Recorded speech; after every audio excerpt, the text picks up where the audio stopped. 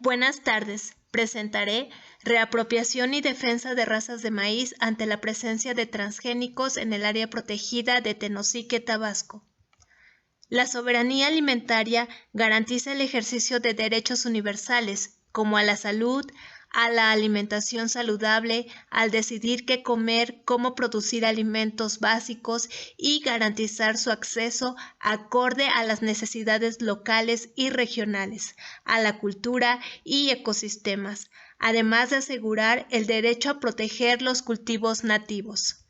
De los cultivos nativos, el maíz con los sistemas milpa, más allá de ser un medio de subsistencia o producción, son agroecosistemas donde existen complejas interacciones entre las personas y las especies que se complementan. Sin embargo, algunos programas gubernamentales trastocan estos sistemas. Tal es el caso del programa Sembrando Vida, que se aplicó en el sureste mexicano a finales del 2019. Bajo este programa, cada beneficiario debe sembrar una hectárea de milpa bajo el sistema MIAF para poder recibir el beneficio económico. El sistema MIAF incluye el arreglo espacial de cultivos de porte alto, medio y bajo. Una de sus características es que la milpa se hace permanente en el mismo sitio. Al propiciar la permanencia en el mismo sitio, se da la transición de los sistemas de roza, tumba y quema, que se caracterizan por ser itinerantes. Estos sistemas itinerantes que vimos al llegar a la región en 2017 y al aplicar encuestas a familias, nos sorprendió por la complejidad de estos y sus saberes. En 2018, al buscar estos sistemas para su caracterización, encontramos pocos y en su mayoría en monocultivo. Y nos preguntamos, ¿qué está pasando con estos sistemas? ¿Por qué las familias están dejando de hacer milpa? ¿Qué pasa con estos saberes que los acompañan? En 2019, para la investigación, se contemplaron 6 ejidos del área protegida en Tenosique.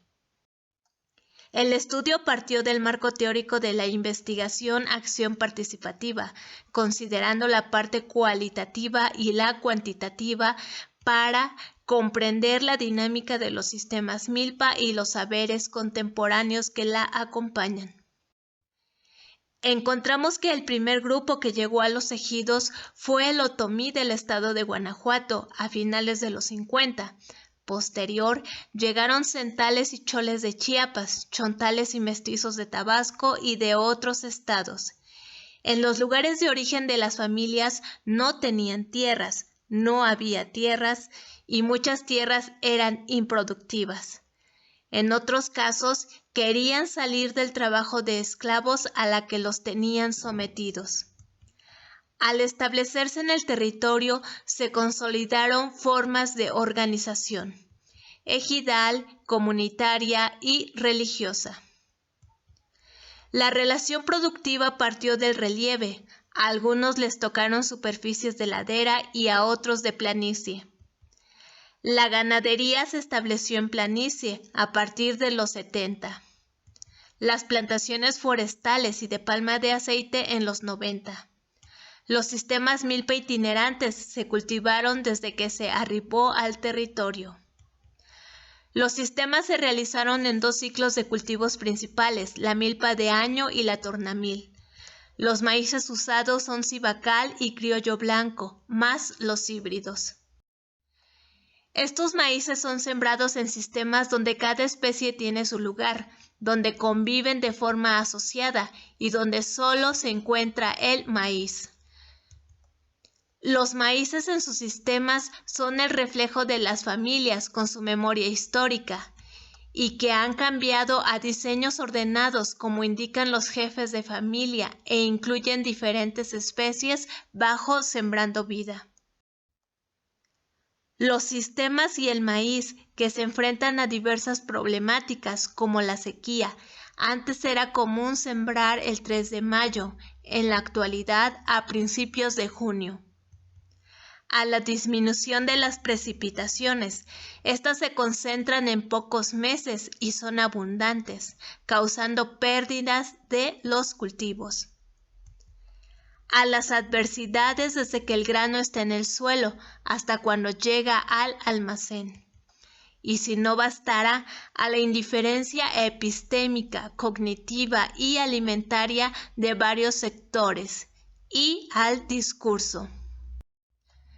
Sin embargo, nuestros pueblos persisten y resisten a través del tiempo y de la memoria histórica, con un pasado donde padres recurren a sus hijas para corroborar las fases de la luna, con un presente donde hijos van a la parcela y aprenden las formas de cultivo, con un futuro donde los hijos terminando la secundaria migrarán a Estados Unidos o se enlistarán al ejército alejándose de los sistemas milpa. Sistemas milpa y saberes que están aquí y ahora, convirtiéndose en saberes contemporáneos. Estos que incluyen a las creencias que se están abandonando por el cambio de adscripción religiosa, a los conocimientos, estos que se incrementan no necesariamente ligado a su práctica, y a los sentimientos, estos que reflejan la tristeza de las jefas de familia que no pueden ir a la parcela por estar enfermas, de padres al ver que los hijos no quieren dedicarse al campo. Los saberes contemporáneos que se construyen con lo que mis padres me enseñaron, lo que nos da para comer, lo que no es una mercancía. Los saberes que las familias recuerdan, viven y reproducen en su calendario biocultural con sus elementos y sus partes integrantes, como los animales, aves, alimentos, relaciones religiosas y otros. Sin embargo, pese a ese resistir y persistir de las familias, las superficies de siembra están disminuyendo considerablemente, mismas que cuando son impulsadas por programas se reactivan, aunque sea un proceso inducido o para recibir el beneficio económico. No obstante, los daños se hacen evidentes y vemos cómo poco a poco se condena a la dependencia de semillas y de granos. Esta dependencia favorece el incremento de los costos de las semillas híbridas con un 79% en comparación con el 15% de las criollas. El desabasto de semillas y granos de maíz va de la mano con el uso de híbridas transgénicas, como vemos en la fotografía. Su uso se dio sin que las familias tuvieran conocimiento que se trataba de este maíz y que confirmamos en 2021 y 2022.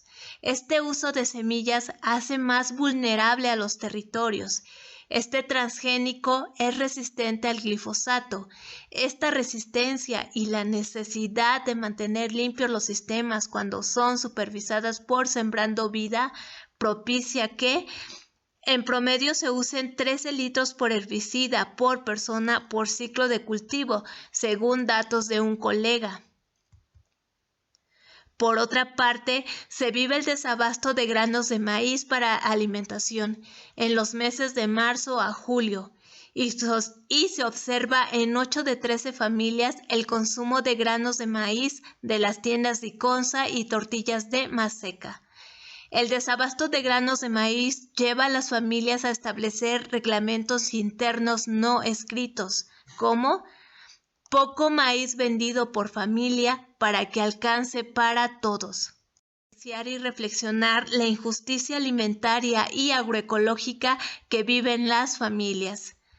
Sin embargo, estas no se han quedado pasivas, han abierto las puertas de sus centros ejidales y, respondiendo a su inquietud, hemos reflexionado temas como el uso de herbicidas, la variabilidad climática, la concentración de la riqueza, el uso de biotecnologías que nos hacen más vulnerables. Estas se han llevado a cabo en 55 talleres con cerca de 700 personas. Talleres de diálogo que han sido transdisciplinarios, con colegas que han fortalecido la reflexión. Tal es el caso de la soya transgénica en Campeche. Talleres que no podrían ser de diálogo si no los escuchábamos, si no se propiciaba el motivarlos y motivarlas a hablar. El escuchar y escucharnos de forma presencial, aún bajo la pandemia del COVID. El proceso ha demostrado que las estructuras comunitarias existen, están ahí, están presentes. Sin embargo, no se les considera, no se les escucha. Y a nuestras familias en sus territorios les gusta saber y escuchar que son importantes y con ello sus decisiones, ya que el cultivo de los sistemas no es una cuestión individual, familiar, ejidal, es un asunto territorial y colectivo.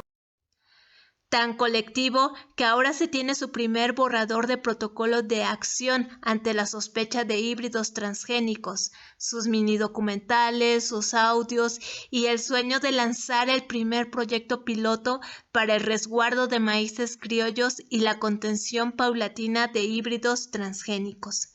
El proceso requiere conciencia, organización, financiamiento, colaboración y otros que no se logra de la noche a la mañana, pero vamos en el camino, ya que decimos, ¿de qué saberes contemporáneos? ¿De qué sistemas milpa? ¿De qué maíces hablaremos cuando los territorios estén contaminados con transgenes? Si reapropiarse y defender los maíces criollos implica dar el consentimiento con firma y sello para resguardar los maíces criollos y contener la dispersión con transgenes, nuestros centros ejidales ya dieron los primeros y grandes pasos. ¿Quiénes más caminarán con nosotros y de qué forma? La soberanía alimentaria de un territorio, de una nación, de nuestros pueblos, no es un asunto de un después, de otros que no seamos nosotros o de solo un discurso, es de un aquí y un ahora. Gracias.